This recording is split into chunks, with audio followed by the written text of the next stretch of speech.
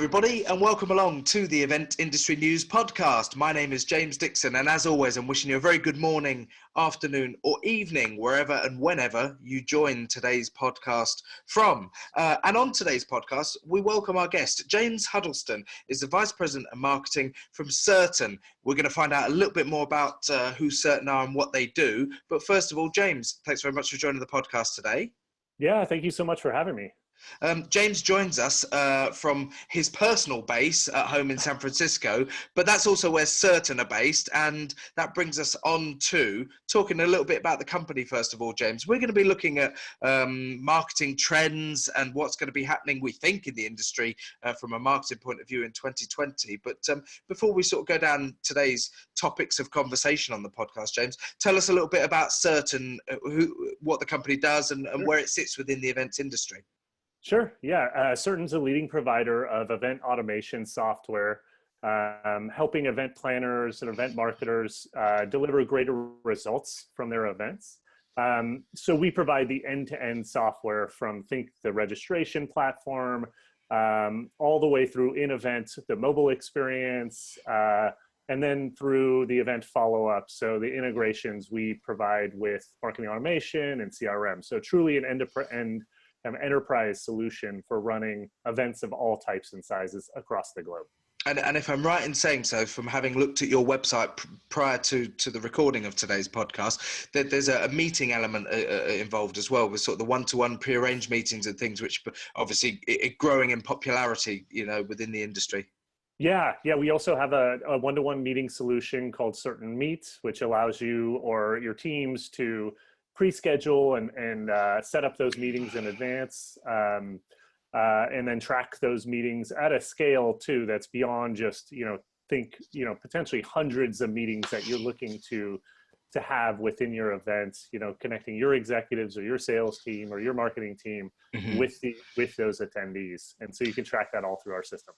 And that's something that I definitely want to get on to speaking further into today's episode, because that particular element and that particular, I suppose, element of not just your platform, but of events as a whole is something that, as I said, is growing in popularity and is becoming more and more important to events, is that ability to set up and coordinate one-to-one meetings in advance.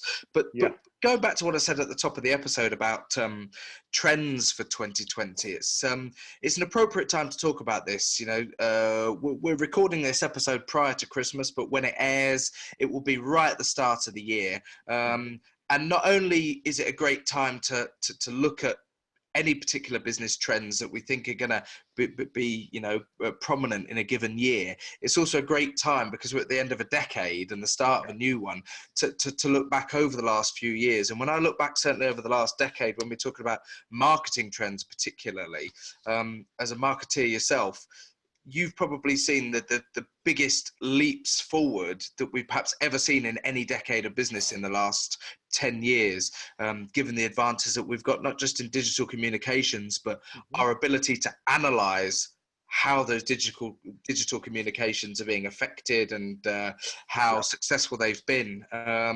Before we look at maybe some of the trends, how do you reflect on sort of the previous 10 years as a marketeer and what you've been able to do in that profession? Yeah, great question. So it has, to your point, advanced so significantly in the last even just few years, to where when I originally entered, from my background, I was originally in sales for a number of years, then in the kind of account management, customer success role before the industry really termed it customer success, then moved into product solution marketing. And as I remember, and this was maybe 10 years ago, about at the start of the decade, when I moved into a marketing function or marketing role, marketing functioned very differently. It was definitely a little more of the art than the science, which was fine. And there's a lot of creative elements. It was about ads and building brand awareness, and it still is today. But what has been fascinating is just this shift over the last 10 years, leveraging some of the technologies that are available. Marketing, I feel like, is seen as more strategic than ever before, and is really the contributor, or CEOs and others are looking at marketing to be the primary or one of the primary contributors for revenue, and not just building brand awareness. And to do that, marketing has had to become significantly more data driven. So if I look at my role right now, I need at the push of a button, basically what my campaign efficacy, whether that's in-person events or even digital, through digital channels, digital campaigns. I need to be able to kind of push button and see in a dashboard exactly what's working, what isn't, what's the ROI at any point in time, who are we engaging with, what's the like there's so much more data and analysis that goes into marketing than I think ever before. And do you think that you mentioned that you began your career working in a sales role, and that progressed into doing what you're doing now with marketing? Yeah. Do you find that people that you work alongside who are still working in sales roles, you're working a lot more closely with sales teams in your role now as a marketing person, because you're able to provide them with data and analytics and statistics and real hard evidence that backs up their sales story that maybe you couldn't have done 10 years ago? Absolutely. Yeah, I think that's kind of the rise of account-based marketing as well, has been this contributing factor to the importance of alignment between sales and marketing, and working side by side, sort of hand in hand to, the way that I like to talk about it with my head of sales is, we both own the funnel, if you will. We both own the pipeline. Yeah. We're both accountable for it. And I don't just own the top. I don't just own getting, okay, I've generated a bunch of leads, I had an event and I pushed them over. No, I need to help them sort of prosecute those leads all the way through to and identify what content is needed, working with my sales team, closely on, hey, we're closing in on a deal, but we just need this one asset to kind of get us, accelerate that deal through, or help them close that deal.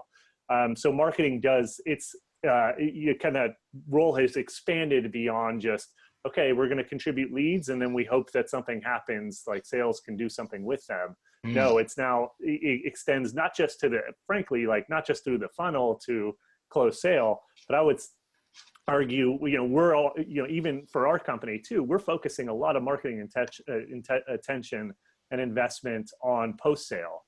Yeah. So even within the customer base, because there's so much opportunity for upsell, cross-sell to influence retention and renewals, that's another thing we just don't want to lose sight of as well. And that's how I've seen the role expand. And what I suppose I find interesting about people like yourself who work in a marketing role, but for the type of company that you work for, is that if I'm right in saying your job will be, from a marketing point of view, to market your own company and promote the message of what you guys can offer. But similarly, the actual platform and what Certain provides as a product is helping event organizers in many respects to market their own events. So you'll be seeing what they're doing successfully and maybe utilizing some of that with your own activities, but also utilizing some of your own activities to develop what the actual platform's doing. Is there a lot of cross-pollination of those two sides of things? Yeah, no, that's exactly right. We had our customer advisory board in October this past year in San Francisco. And that was, still like 12 of our top customers coming together, sharing their stories. We were sharing some thought leadership and sharing our roadmap.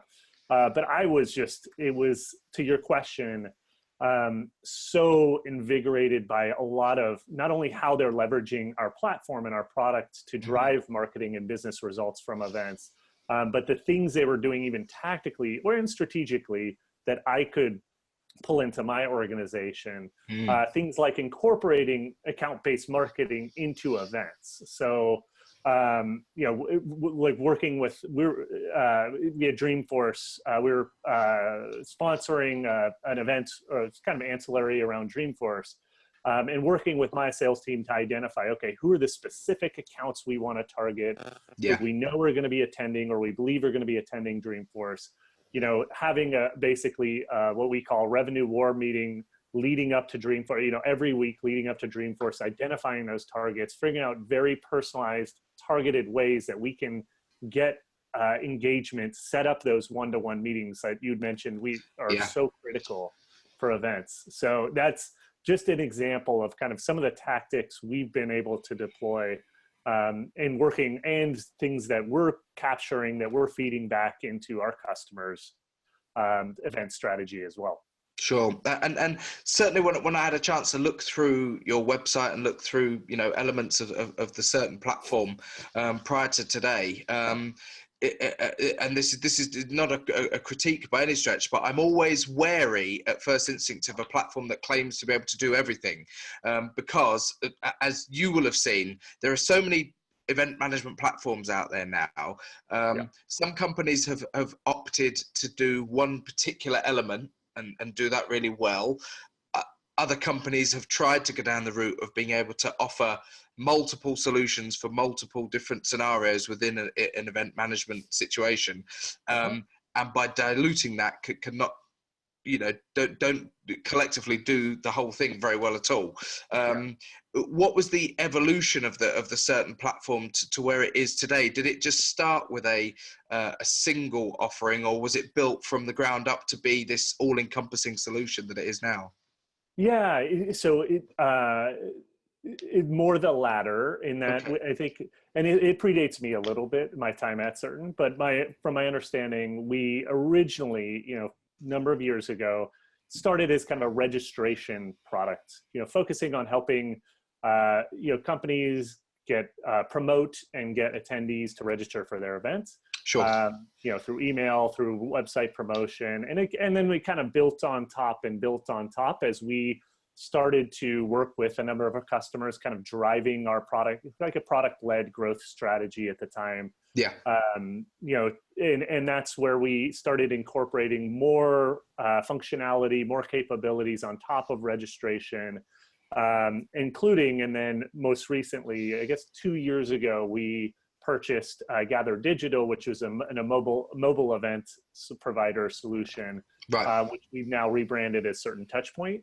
But I would say so we built up a lot of those capabilities to provide this end-to-end solution.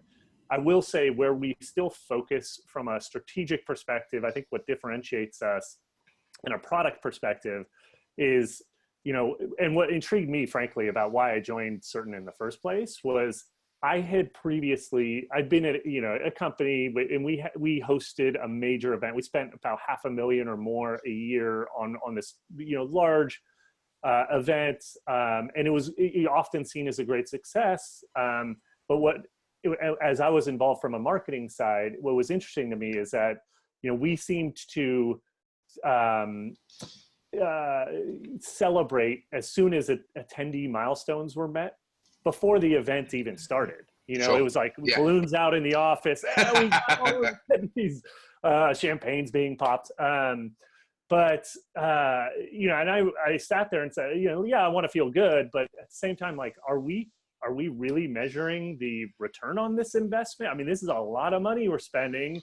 What happens after the event? What happens even during the event? What are we doing to, you know, capture engagement and do something with those meetings that are taking place, those interactions, that engagement we're having? Yeah. And that's so I think, kind of long story, right? But what intrigued me most about Certain was the focus from day one, and it has still been since I've been there. Like, all of what goes into the event matters. I'm not underselling the importance, the planning, the logistics. Like, this is a very difficult lift. Yeah. However, what really matters is the outcomes. What happens after the event? How you deliver and drive and measure and quantify ROI. You know, and so that's where our focus traditionally has been, from a product and strategy perspective, is ensuring that companies can capture more engagement data within the event, and in real time sync it to the tools, marketing and sales tools they need to measure and quantify that ROI. Sure, and of course, the better that you can do that as a platform, and the more analytical data that you get back from the users of your platform, the stronger a message that you can then deliver from a marketing perspective when you're looking to create new business opportunities for Certain. That's exactly right. Yeah. Everything dovetails together.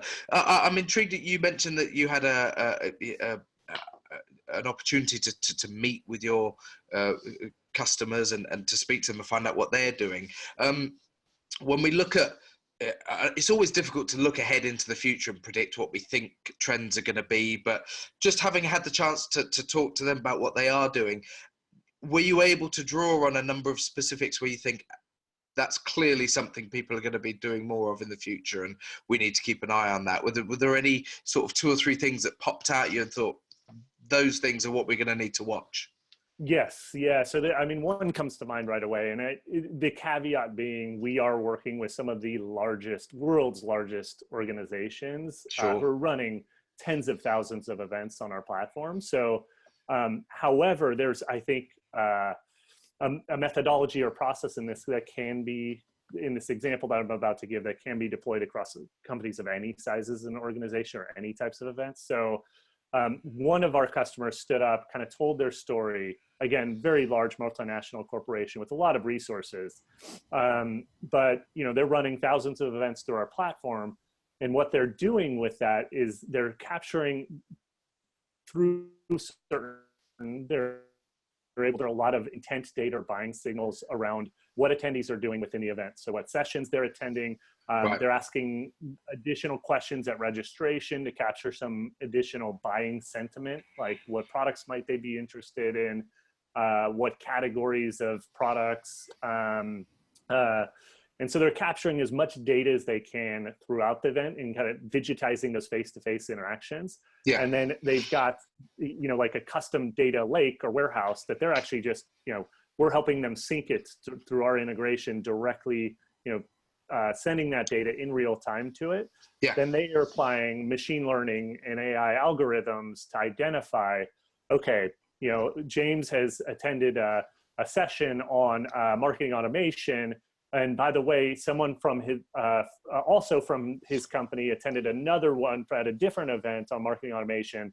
We're going to bucketize those 2 individuals based on where we believe they are in the buyer's journey, and recommends these specific white papers on marketing automation based on the engagement we're seeing within the event. And so they're basically looking for patterns in that data through these algorithms to then serve up the most appropriate content to you in sort of most relevant and timely. That's interesting.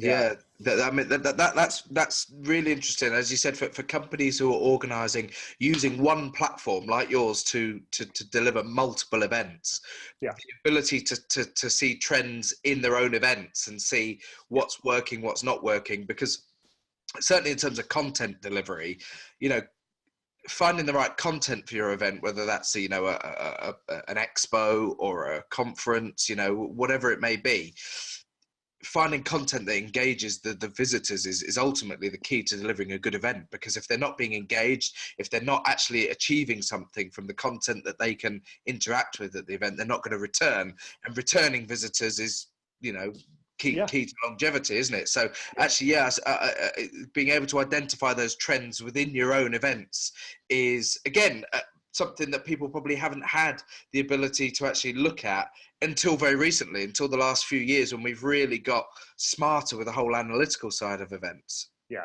no, that's right. And I think that you can leverage the mobile event app, whether it's ours or others, where you can capture sentiment data within the event coming out of a session, polling, surveys. And I think it speaks to a broader trend, which is this drive to create super curated custom experiences for every individual attendee, like highly personalized, like, knowing if I or you attend an event and I put in just a little bit of additional information around the registration, or I download the mobile app, and you then know, you marry that with data you may already have on me in your marketing automation tool or in other marketing technologies that you happen to have. You can create sort of this curated experience for me. I know I'm a VP of marketing. We have this VIP dinner specifically designated for marketers. I can invite James as soon as he registers for that event, because I know what he's interested in. And just creating these like highly tailored bespoke experiences for attendees. And we like to kind of call it like every attendee is treated like a VIP, right? You can create these custom paths for people within an event. Something, a question that's sprung to mind when we're talking about this, and I'm not sure how it would work in terms of the storage of historical data and from a data protection point of view. But when we look at I mentioned I want to talk about the one-to-one meeting side of things, and with some of the platforms that I've had experience of working with and seeing in operation, once somebody has registered for an event, that's when they can then utilize the one-to-one element, where they can be matchmaked with somebody who shares a similar interest, and the system will pair them for a meeting with somebody that they think will be relevant to what they're looking for. So a business with an attendee. Is there a scenario within Certain where people who haven't registered for an upcoming event, but who have previously attended an event of a similar description, could be sent a suggestion to register for an upcoming event, because there could be somebody there that could meet them? Did you sort of see where I'm getting at then? So getting them to register based on somebody prior history. Prior history. Yeah, no, there absolutely is. And that's, so I think it depends on the event type, and it does depend on some of the data security and privacy rules within that event. But I will say, like, we as users of Certain ourselves, one of our main goals, and one of the things that I track going into every event, whether it's an event we host or a trade show we're sponsoring at, how many meetings are we pre-setting up? Now, of course, those people need to show up. So that's another measure. But how we're doing that is we don't always have the registration list in advance, especially if we're not hosting. And some trade shows won't even give it to you at all in advance. This is true. Yeah. So we get very creative with the data that we already have in our marketing systems and technologies in Certain as well, to identify, okay, where is this individual? Where are they located? Where's the event? Let's look for all the, even just where is this account headquartered? Do they have a satellite office in, let's say we're doing a trade show in Chicago. Who can we target from our database there that we think, even if they're not planning to attend, to your point, maybe they're not planning to attend the show, but we can also promote the show and promote getting them there. And then like, hey, and also, by the way, please, let's set up some one-to-one meeting time while we're there, and you can do that through our technology as well. Sure. But I just think it's such the one-to-one meeting side of things, I think, is such a potentially strong tool to drive registration, because you can send people lists of exhibitors and companies that are going to be there, and look at all these companies that are going to be there. How often do they actually look through that entire list and actually click on all of those companies and look into it? If you can suggest one person that's relevant to that, to that person, that's all it takes, for them to maybe justify that day out of the office to register. That's all it needs sometimes, is that one good contact where they think, actually, they're really relevant to what I'm doing at the moment. I will go to that. And I think that one unique contact that has been selected because it is so relevant can be stronger than lists and lists of companies who we think could be relevant. Yeah, no, I totally agree. I mean, even as an attendee myself and attending a number of trade shows or events throughout the year, I always am looking for or open to, like, hey, I wouldn't, open my network. Like, who can I network with who's, like company size, or even just in marketing, or, or vendors who I might be interested in. And you're right, like, there may be a laundry list of vendors who are sponsors, but I need someone to help kind of give me a little impetus to, hey, like, this would be a really good vendor to talk to because of XYZ. And the vendors who are like, the sponsors who are really good know how to kind of cut through that noise and get to me directly with the right message. That, it's not always easy. But I agree, like, that is an untapped opportunity. Yeah. Well, when we're talking about trends as well, interesting turn of phrase there, where you talked about cutting through the noise. Do you think that, as we step into the next year and the next decade, and when this episode airs, it will be at the start of 2020, are we finding better ways to cut through the noise of data? Because data is great and we've learned to analyze it better, but a few years ago and until quite recently, there was huge amounts of data being generated, but an awful lot of noise to actually get to the stuff that that was relevant. So are we finding better ways, and are we finding, actual platforms that are helping us cut through this?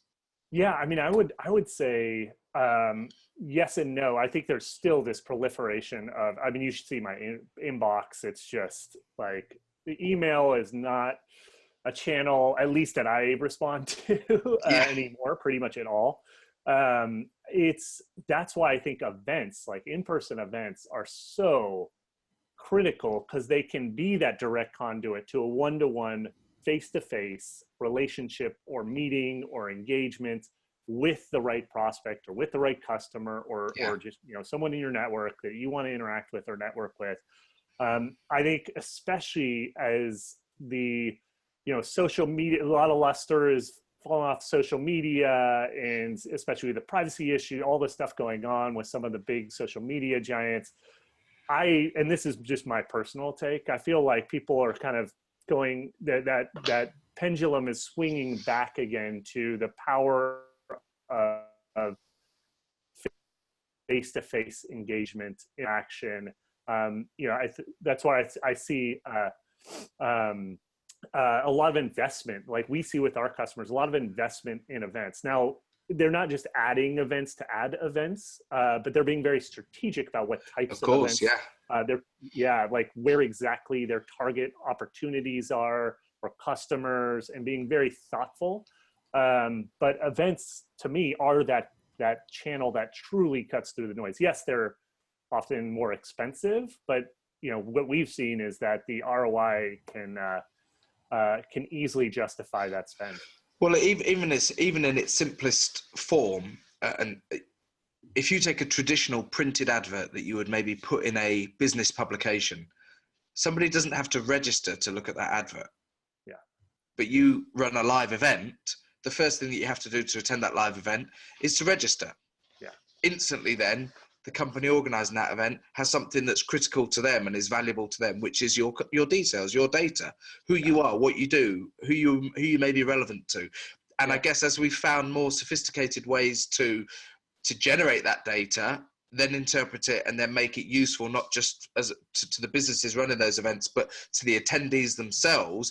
This is why the value of events has ultimately risen, because that's always my sort of comparison is the sort of antiquated print advert now. What do you achieve out of a live event that you don't achieve out of there? And the list is growing, day by day. Yeah. And the intent, anyone who's registered, or to your point, like there's currency in data, and you having registered, you're giving up some currency, you're giving up that data. And that is a sign of intent too. I'm willing to give you this data. I'm willing to attend your event, or even just pre-register for your event. And that's like, now we have a relationship built even before the event starts. And there's something to be said about, like, that's a sign of intent already. And there's so much you can do then once you have that person then on site within the event, so many other data points you can capture on their engagement. Sure. When as we move through today's episode, and with one eye on the clock, I'm keen to always ask tech companies, particularly, what's on the horizon for them, because as a tech company, you undoubtedly will never sit still and just say, that's great, the platform is perfect, leave it as it is. You will always be looking at new ways of either improving things or incorporating new features. And I guess, like a lot of tech companies, that will be driven by the interaction that you have with your own customers and clients, finding out what they're doing, what they want, how they're using certain elements, and developing those. Will there be new features, and what's on the horizon, in 2020 for certain? Yeah, there are, and that's our customer advisory board is a great example of one conduit or way we're able to capture kind of what our customers are looking for. But we're looking at, we don't over rotate on exactly, we want to make sure we incorporate what they're looking for. We've got a number of enhancements that will address their needs, but we're also looking to the future as well. We look at other industries or other types of tech companies for that innovation as well, or innovative ideas and market trends. And one of the things we're really, I mean, this goes back to our core focus, which I'd mentioned, is really like, how can we enable even greater capture of data on attendee engagement within the event and allow you as the user to do more with that data, even whether it's during the event or post-event.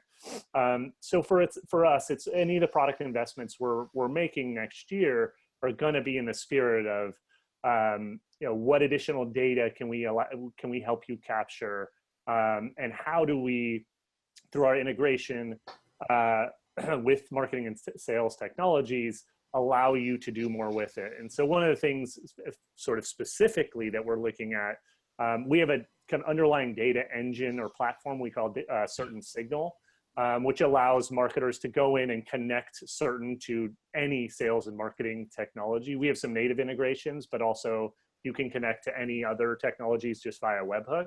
So that, and we can then sync or share that any data that you're capturing through the entire event process in real time to any of those tools and technologies. But one of the things we want to bring to the table, and I talked about this a little bit, in that some of our customers are applying AI and ML once they receive the data. We want to pull that upstream a bit and actually apply our own AI and ML algorithms, and push that back to you in the form of both dashboards, so you can see exactly what's going on in real time within an event, the ROI you're getting from that event, but also kind of identify patterns or things that you can then take action on or make tweaks to in real time, before they become either an issue down the road or before that data gets kind of stored away and, you know, you have to do like another layer of analysis on it. So that's really our focus, I think, I would say, as we head into next year. And it's interesting, isn't it? Because in many respects, what our ultimate goal is to make things as transparent as possible, isn't it? We want to be able to see through, you know, the clutter of data and make things as transparent as possible. How much have I spent? How much have I got back? Who's attended? What have they achieved? You know, it boils down to pretty simple stuff in the end, doesn't it? There's no shortage of it. Sometimes you have to package it in a way that is consumable. I think, to your point, it's, you know, and we want to help you identify what's the next best step or best action I need to take based on the ROI data I'm seeing, or the leads I'm seeing generate. What does sales need to do next? And break it down to its most simple sort of next recommendation. Absolutely. We've been talking on the podcast today to James Huddleston. James joins us from San Francisco, and he is the Vice President of Marketing for Certain. As we've been talking about, Certain are a specialist event management platform with multiple layers within their own platform, supporting event organisers with delivering their events, and as we've been speaking about today, analysing their events and being able to really look at the details of how they market them, and also looking at some of the trends and where we see things moving ahead into 2020. James, before we wrap up, if any of our podcast followers want to find out more about Certain, how do they get in touch? What are some of the social media handles that they can follow? Sure. Look us up. Our website is www.certain.com. You can look us up on LinkedIn under Certain. You can please feel free to look me up on LinkedIn. And we have a Twitter handle as well, that's Certain, that you can search for. But yeah, we'd love to stay engaged. Fantastic. James, thanks very much for taking the time to join us today. Bit of a time difference, sort of late afternoon here for me, early morning, I guess, for start of the business day for James over in San Francisco. Always great to have a transatlantic guest on. So thanks very much for joining us today, James. If you are watching the video of today's podcast via eventindustrynews.com, don't forget that you can go over to your chosen podcast download platform and listen to audio-only versions of all of the previous Event Industry News podcasts. Of course, if you are listening to the audio version of this podcast, why not hop over to eventindustrynews.com? You can look up the video versions of all the podcasts to see all of the guests that we talk to. And also while you're on there, you can check out some of the latest news, features and special blogs that are going up onto the Event Industry News website. That brings us nicely to the end of today's episode. Our thanks once again to James Huddleston from Certain, and we'll see you on the next edition of the Event Industry News podcast. Thanks very much. Goodbye.